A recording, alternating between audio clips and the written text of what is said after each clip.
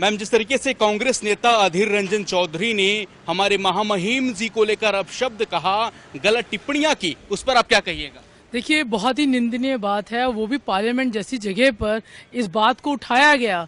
और उन्होंने बाद में कहा कि उनकी जबान जो थोड़ा सा हिल गई थी, स्लिप हो गई थी। पर आपने उनके बहुत सारे इंटरव्यू देखे हैं, वो ऐसे अपशब्द आए दिन बोलते रहते हैं।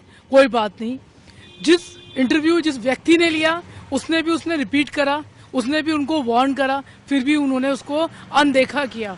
अब मैं बात करती हूँ कि भारतवर्ष नारी के सम्मान के लिए जाना जाता है।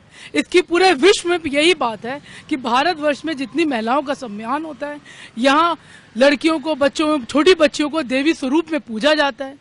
इस गवर्नमेंट ने, हमारी खासकर हमारी सोनिया गांधी जी ने, यानी कि इतना होने के बावजूद एक छोटा सा वाक्य कहा कि उन्होंने सॉरी बोल दिया।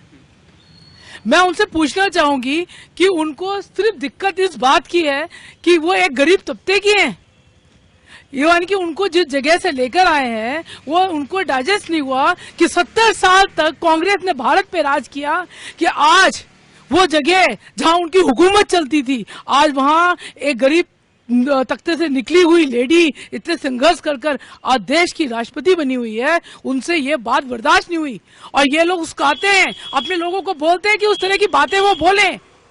मैं एक इंटरव्यू देख रही थी गुलाम नबी आजाद का, उन्होंने ईडी के लिए उसमें बोला कि मैडम की उम्र देखें, कि मैडम बीमार है, उम्र में भी उनकी इतनी उम्र है, और कांग्रेस जैसी पार्टी जिन्होंने इतने साल राज किया, उन महिलाओं को ईडी में बुलाना।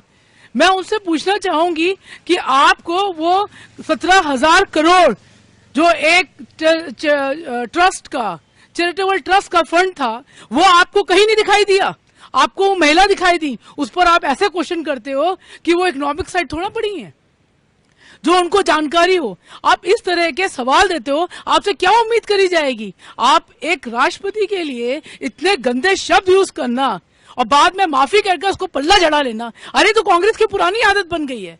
कांग्रेस को डाइजेस्ट नहीं है कि एक चाय वाला, कभी उसको मोदी जी को चाय वाले के नाम से सम्मानित करते हैं, एक चाय वाला और एक जो इतने गरीब तबके से निकली हुई है, आदिवासी इलाकों से आई हुई है, वो महिला देश में राष्ट्रपति बन गई। सोनिया गांधी जी तो नीचे हो गई कि अरे उनकी हुकूमत खत्म हो गई, ना प्रधानमंत्री उनका रहा, ना राष्ट्रपति उनका रहा। और पार्लियामेंट में किस तरह वो लड़ी है, मैं स्मृति ईरानी दोनों की बहस देखी है। मगर मैडम की तो तबीयत खराब थी, ईडी में तो जवाब नहीं दिया जा रहा था उनसे। वहां लोग उनकी धरना प्रदर्शन कर रहे थे, महिलाएं सड़कों पे लेट रही थी, मैडम को ले जा रहे हैं ईडी वाले और मोदी गवर्नमेंट आया है। ये इस तरह की चोरियों को प्रमोट करते हैं। जैसे आपने वेस्ट बंगाल में देखा, ईडी ने छापामारी में कितने पैसे पकड़े गए, और ये जितने भी शख्स वीडियो को देख रहे हैं वो कुछ लाइक करेंगे, कुछ डिसलाइक करेंगे, मगर मैं ये बोलना चाहूंगी ये जनता का पैसा है, तुम्हारा हमारा टैक्स का पैसा है जो फ्री में बट रहा है। फ्री में रेवड़ियां मोदी ये अपने केजरीवाल जी बांट रहे हैं, जो हर बात ये कहते हैं मैं तो फ्री में रेवड़ियां बांटना चाह रहा हूं, मगर मोदी जी बांटने नहीं दे रहे। तो ये जो टैक्स का पैसा है ये मिसयूज हो रहा है और हम लोग सोए बैठे हुए हैं, इन चीजों को बढ़ावा दे रहे हैं। कभी धर्म पर, कभी राष्ट्रपति पर, एक महिला का अपमान पर पूरा देश चुप रहा है, काली पे अपमान पर पूरा देश चुप रहा। यहाँ तक कि ममता बनर्जी ने तब भी ये पल्ला जगा के झाड़ लिया कि वो उनका व्यक्तिगत मामला था और पार्टी का इससे कोई लेना देना नहीं। अरे ये लोग तो महिला का सम्मान नहीं करते, ये तो अपने देश देवता का सम्मान नहीं करते। मेरे को हैरत इस बात पर है कि सोनिया गांधी जी को तो उसको तुरंत निकाल देना चाहिए, एक रेजोल्यूशन साइन करवा के आउट कर देना चाहिए पार्लियामेंट के अंदर से।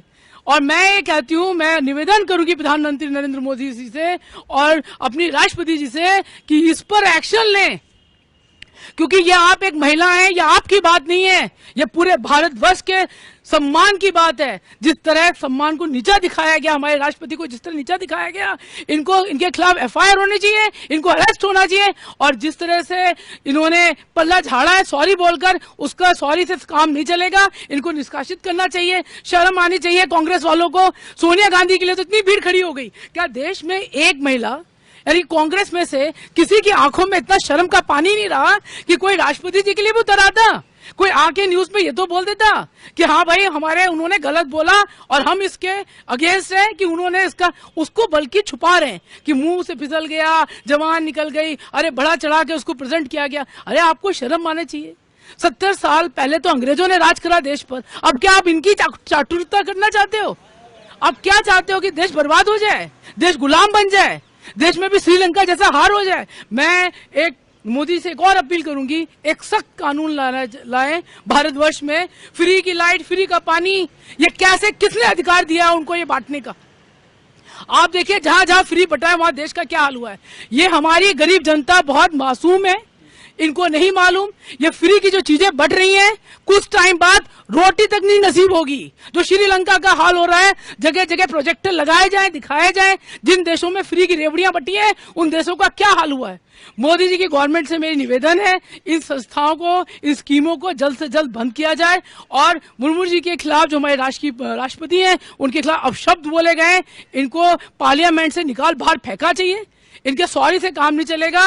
नहीं तो अभी देखिए, काली मां पे अपमान करा, पूरे विश्व ने देखा, शर्मसार किया पूरे देश को, हमारे उसको शर्मसार किया, हमारे धर्म को शर्मसार किया। ओवैसी जी बोल देते हैं कि पुष्पियों बरसा रहे हो, वो बोलते हैं काली जी सिगरेट पीती हैं, और हमको बोलते हैं कि भारत में मुसलमान सुरक्षित नहीं है।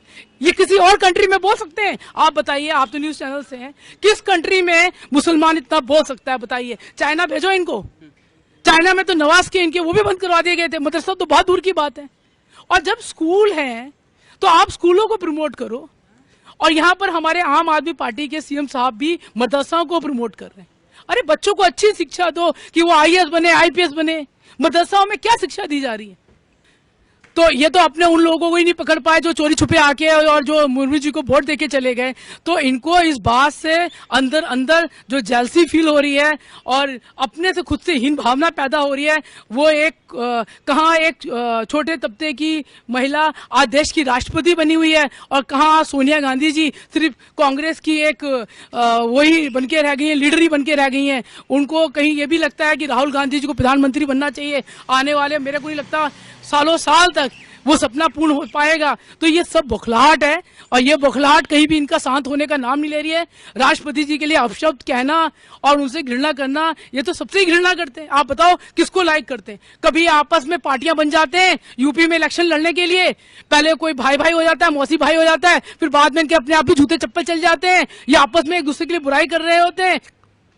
कहीं अपना मैडम बोल रही होती है बांग्लादेश की, कलकत्ता की, बंगाल की, कि हम सबको एक हो जाना चाहिए, घेरना चाहिए मोदी को एक होकर सबको जुट जाना चाहिए। ईडी का दुरुपयोग हो रहा है, ईडी का मिसयूज हो रहा है। आज एक पार्टी का आदमी नहीं निकल कर आया। सबको पता है कल ना कल वो भी सब चोर हैं, वो भी फंसे जाएंगे। ईडी के लिए कोर्ट तक चले गए, सब जगह चले गए, उल्टी मुंह की खानी पड़ी।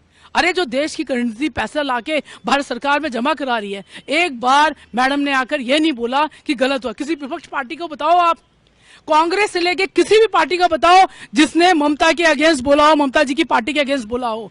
ये जो वारदात हुई है, जनता के पैसे को किसे चोरी किया जा रहा था, मैडम का उल्टा कहना है कि ममता जी कह रही है कि मुझे फंसाया जा रहा है। अरे दीदी, आप तो काली मां के लिए नहीं बोली, ये देश की जो अपनी संपत्ति, धन संपत्ति, काला धन इकट्ठा हो रहा है उसके लिए नहीं बोली। आप क्या बोलोगे?